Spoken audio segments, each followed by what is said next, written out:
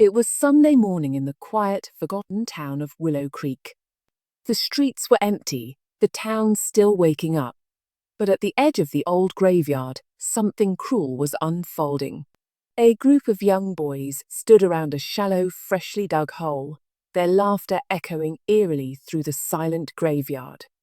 In their grasp was Margaret Hill, a 90-year-old black woman, her frail body trembling with fear.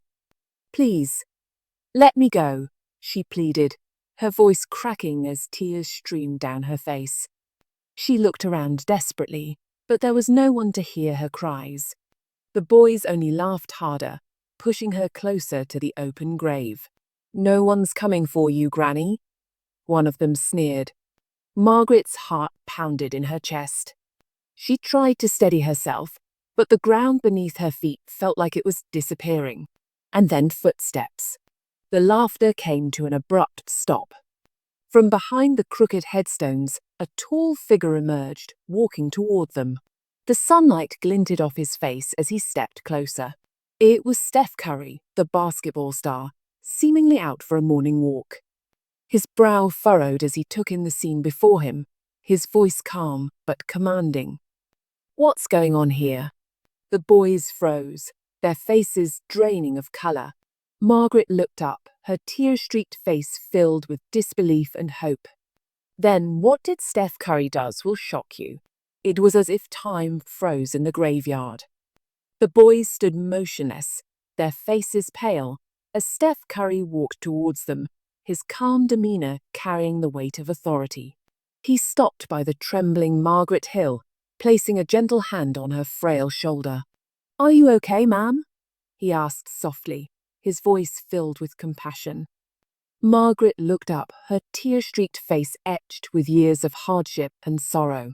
"They were going to bury me. Alive," she whispered, her voice trembling. Steph's jaw tightened. He knelt beside her, helping her sit down on a nearby bench where she could catch her breath. "You're safe now," he assured her gently. "No one will hurt you anymore. I promise." Turning back to the boys, his eyes darkened with disappointment. "What were you thinking? Hurting a helpless elderly woman? Is this what you've been taught?" His voice, firm yet controlled, carried through the silent graveyard like a wave. The boys looked down, unable to meet his gaze. "You think this is funny?" Stephen continued, stepping closer.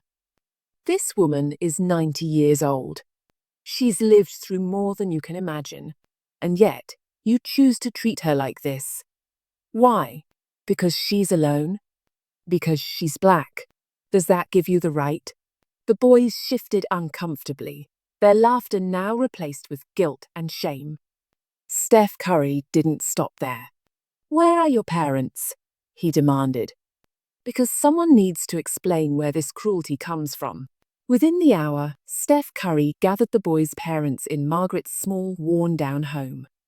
The parents, confused and embarrassed, listened as Steph Curry recounted the cruel actions of their children. Margaret sat quietly nearby, her eyes downcast, hands clutching a worn-out handkerchief. "This isn't just about bad behavior," Stephen said, looking at the parents. "It's about respect. It's about empathy. This woman, this human being deserves better. And it starts with you teaching your kids the right way." The parents exchanged looks of guilt and understanding. One of the mothers, tears in her eyes, spoke softly. "We're so sorry, ma'am. We didn't know. We didn't know they were doing this." Steph turned toward the boys, who now stood nervously in a line. "Go on," he said firmly. "Apologize to her. And mean it." One by one, the boys stepped forward, their voices trembling. "We're sorry, Miss Margaret," one of them said. "We didn't think about how it would hurt you." Another boy added, "We'll never do anything like this again. I promise." Margaret looked up, her tired eyes softening as she gazed at the boys. For a moment, the room was silent. Then, in a voice filled with grace, she spoke. "I forgive you," she said softly. "But forgiveness doesn't erase the past. What you did, It hurt. Not just because I'm old. Not just because I'm alone. But because you treated me like I didn't matter, like people who look like me don't matter. The boys shifted, tears welling up in their eyes. You have to be better than this, Margaret continued. Never treat anyone this way again, no matter who they are. You see someone who's different, someone who's struggling, you help them. You lift them up, not tear them down. Steph Curry nodded, his heart heavy yet hopeful. You heard her, he said to the boys. What you did today doesn't have to define you. What matters now is what you choose to do next. The air in Willow Creek was unusually still that afternoon, as if the world itself had taken a pause. After the graveyard incident, Stephen Curry didn't feel right leaving Margaret Hill, the frail, 90-year-old black woman who had been so cruelly mistreated. He knew there was more to her story, something hidden behind the tears in her tired eyes. Come with me, Curry had said gently, his voice full of care. Let's get you something to eat. I'd like to talk, if that's okay. Margaret, hesitant at first, agreed. For years, no one had shown her such kindness. She didn't know how to refuse it. The small diner just down the street wasn't much simple tables, worn booths, and the smell of freshly baked bread. But to Margaret, it felt like the grandest place she had been in years.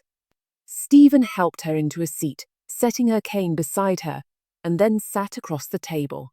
A server came, and Steph Curry ordered 2 hot meals, a bowl of chicken soup and a sandwich for Margaret, and the same for himself. Thank you, Margaret whispered softly, folding her hands on the table. Curry smiled warmly. You don't need to thank me, Miss Margaret. After today, the least I can do is sit here and listen. I wanted to ask you something, though, if you're comfortable sharing. Margaret tilted her head, curiosity flickering in her tired eyes. What is it? Steph Curry leaned forward slightly. I want to know about you, your life. You don't have to tell me, but I'd like to understand. If it helps, I'm here to listen. Margaret's face softened, her lips trembling slightly. You saved me today, she said, her voice cracking. No one's done that for me in a long time. So yes, I'll tell you everything. Margaret stared down at her wrinkled hands, her voice quiet but steady as she began. I live in a small house rented on the edge of town. It's nothing fancy, just a roof over my head, she started. I've lived there alone for almost 30 years now. She paused, taking a shaky breath. I never had children. It was just me and my husband, Thomas. He was my everything.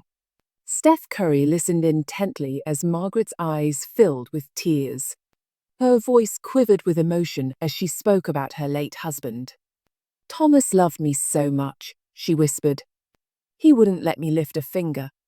He'd say, Margaret, you're my queen. No wife of mine needs to work when I'm around. She smiled faintly at the memory, but her tears soon spilled over. He was a good man. He worked as a carpenter, hard work, but he never complained.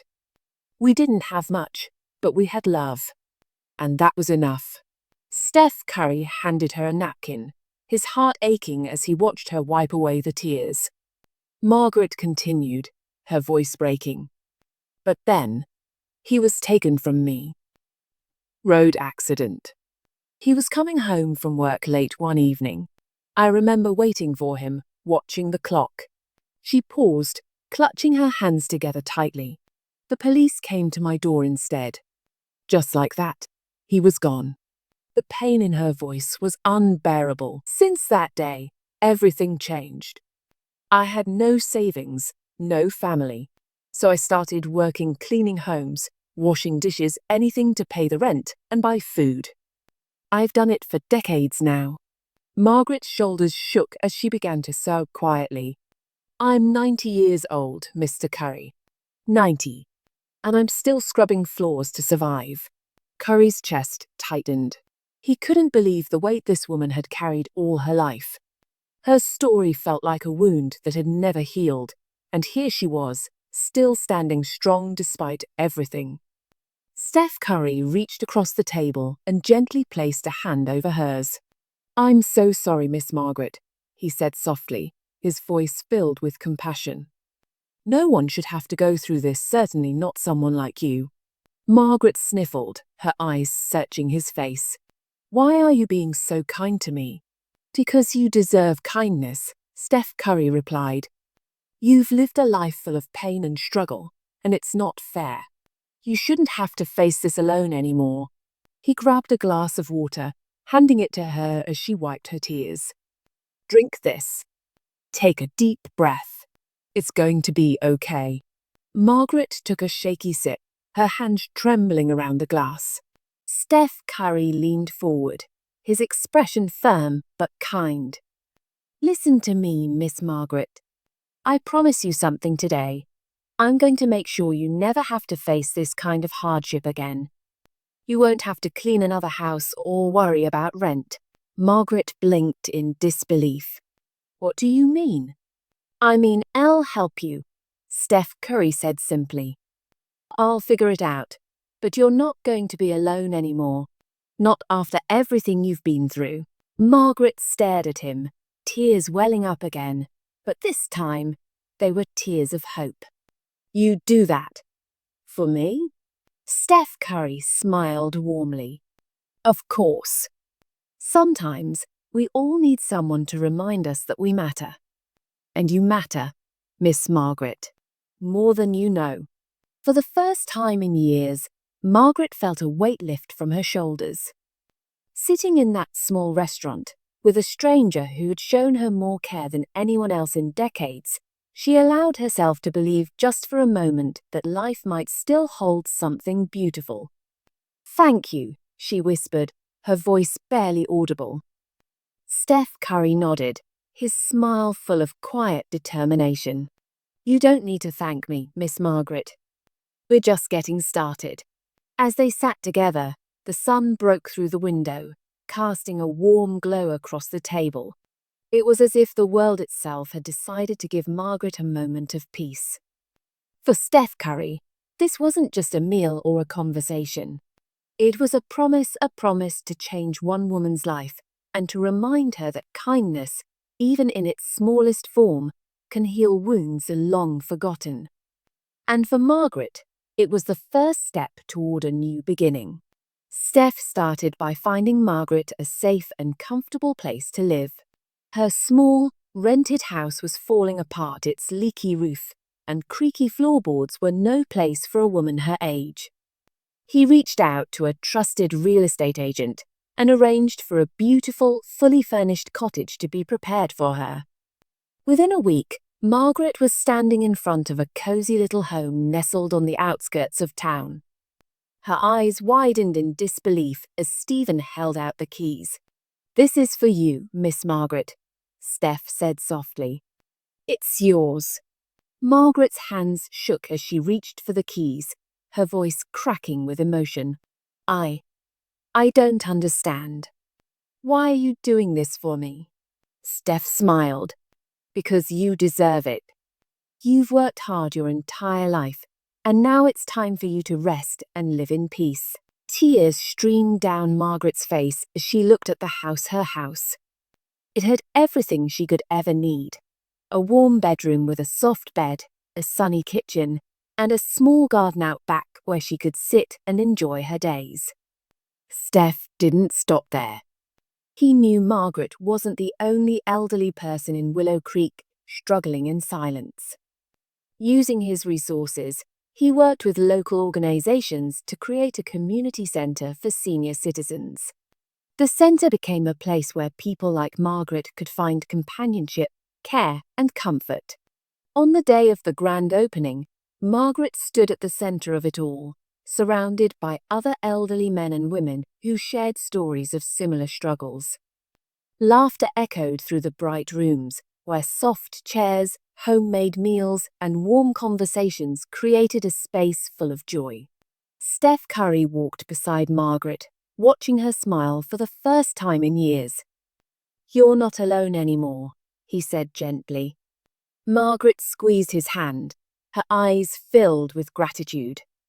"You didn't just save me, Steph. You saved all of us." News of Steph Curry's actions quickly spread beyond Willow Creek.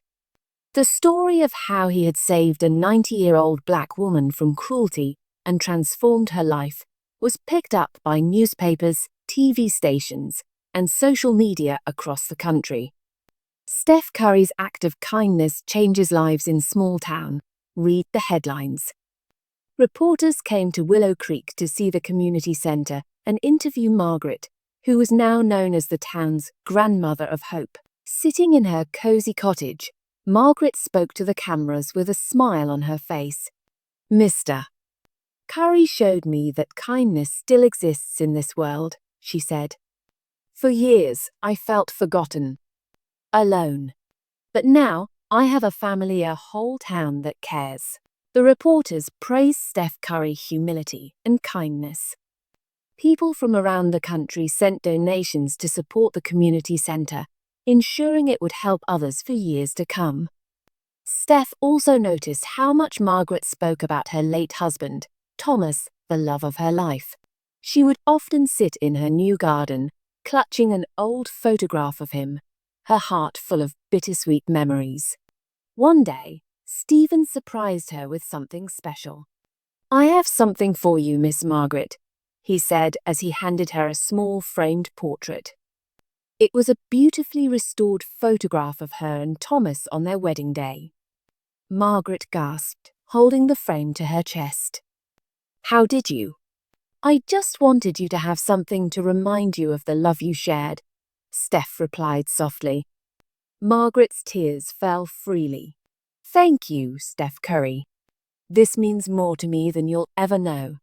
In the months that followed, Margaret's life blossomed in ways she never thought possible. She spent her days at the community center, surrounded by friends, sharing laughter and stories. Her evenings were peaceful, spent in her beautiful little cottage, where she tended to her garden and watched the sunset. Steph visited often, checking on her and the center. Each time, Margaret greeted him with a hug and a smile. "You're like a son to me now," she would say, her eyes shining. The boys who had once tormented her also visited the center, volunteering their time to help the elderly. Stephen had made sure they learned a lesson about kindness and respect, and now they were determined to make amends. "Miss Margaret, can we help you with your garden?" one of them asked shyly one day. Margaret smiled, forgiving and kind as always. "Of course, child. It's never too late to change." Stephen Curry's simple act of kindness had transformed not just Margaret's life, but an entire community. People praised him, newspapers celebrated him, but Steph always gave credit to Margaret. "She's the real hero," he would say. "She showed me the strength it takes to keep going. All I did was remind her that she's not alone." And so, Margaret Hill lived the rest of her days surrounded by love, respect, and the peace she had always deserved, proof that kindness, no matter how small, can change the world.